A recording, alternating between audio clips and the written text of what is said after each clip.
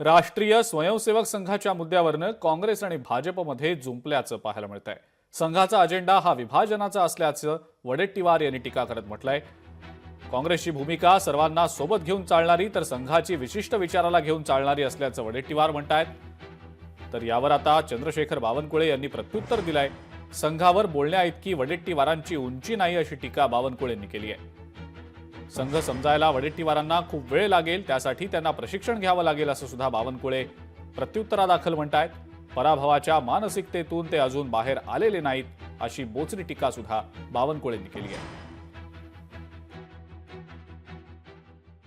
संघाचा अजेंडा जो आहे या देशातील विभाजनाचाच अजेंडा आहे। त्यामुळे विभाजनाच्या अजेंड्यावर मी काय बोलणार।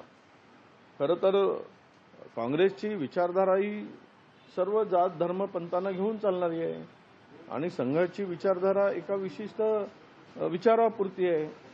उजवी विचाराचं पुरस्कर्ते संघ आहे आणि त्यांना जर 100 वर्षे स्थापनेला होत असतील तर पुढची भूमिका संघाची बदलेल 100 वर्षानंतर अशी अपेक्षा ठेवूया।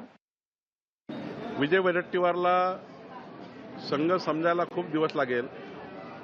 ते सध्या आता अजूनही मानसिकतेतून बाहेर आले नाही पराभवाच्या। त्यांना संघ समजायला वेळ लागेल, विचार समजायला वेळ लागेल।